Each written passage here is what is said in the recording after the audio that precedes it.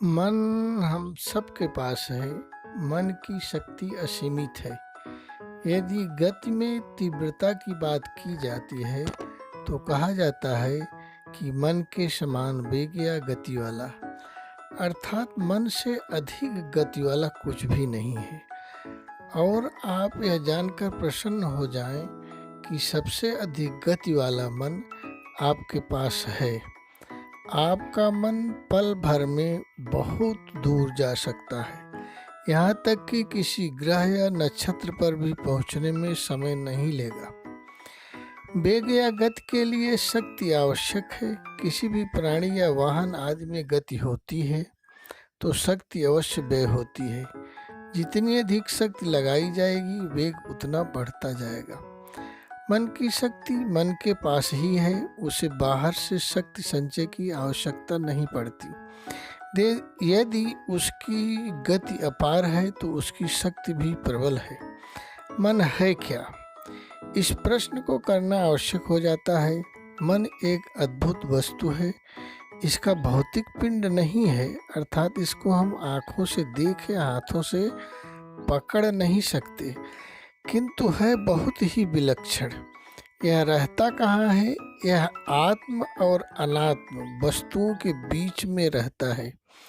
यहाँ आत्म और अनात्म का भेद कर देना आवश्यक है। आत्म का संबंध स्वयं से है। यदि गंभीरता से देखें तो अपनी आत्मा के सिवाय अपना कुछ भी नहीं है। इस आत्मा के अतिरिक्त हम जिन सब में आत्मभाव करते हैं वह सभी वस्तुएं अनात्म हैं। इन्हीं दोनों के बीच में मन का वास होता है। मन सरलता से आत्म और अनात्म को अलग नहीं होने देता। मन थकता नहीं है, निरंतर कार्य करता रहता है। जागते समय संकल्प और विकल्प करता है। सोते समय उन्हीं दृश्यों का परिवर्तित रूप प्रस्तुत करता रहता है।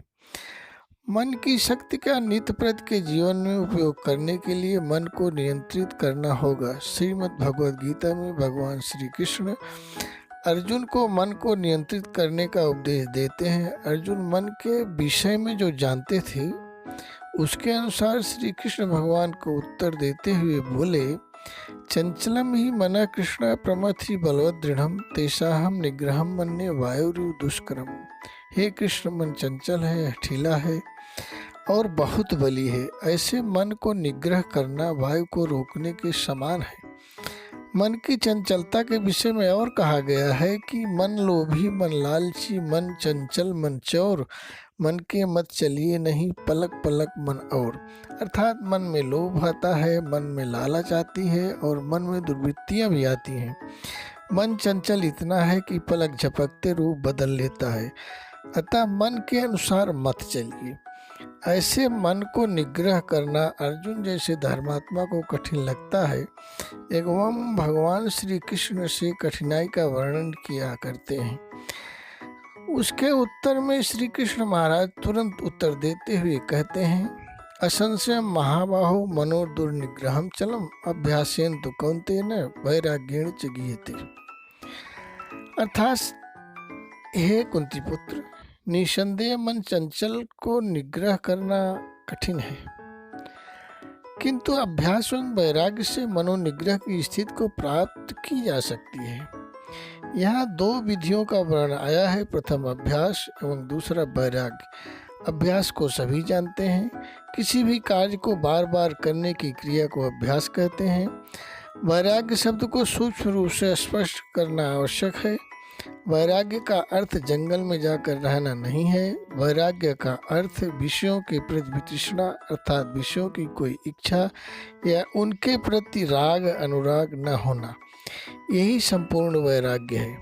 हमारे शास्त्रों में ऐसे अनेक उदाहरण भी हैं, जैसे राजा जनक, महाराज दशरथ, ध्रुव और प्रहलाद आज जो राजकाज में भी रहे और मनोनिग्रह को भी प्राप्त कर लिए।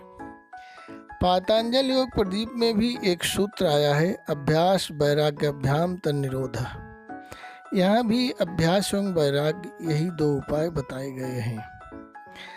मन को नियंत्रित करने का अर्थ है मन के कार्य को नियंत्रित करना। मन का कार्य संकल्प एवं विकल्प करना है। किसी वस्तु की प्राप्ति की इच्छा करना संकल्प है और किसी को छोड़ देना विकल्प है। इसी उलझन को सुलझाने में मन सदैव व्यस्त रहता है। उसकी व्यस्तता कम करना भी उसको नियंत्रित करने के समान है।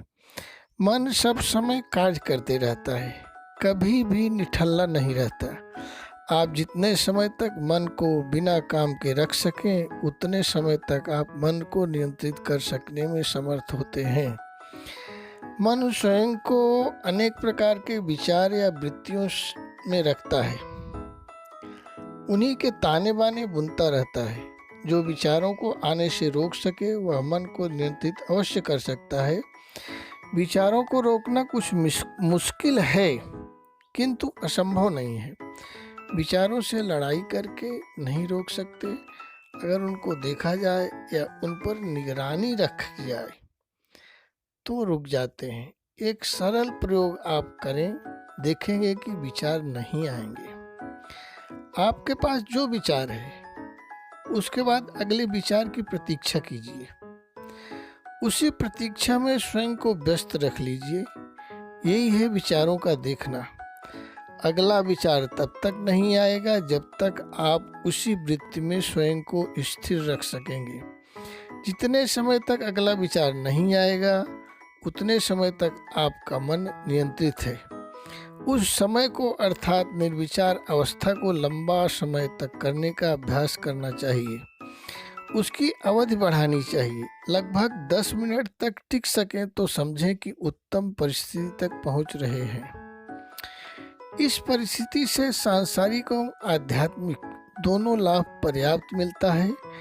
इसके अतिरिक्त भी कुछ मन को नियंत्रित करने के उपाय हैं जिनकी चर्चा अन्यत्र की जाएगी। लाभों को आप स्वयं अनुभव करेंगे।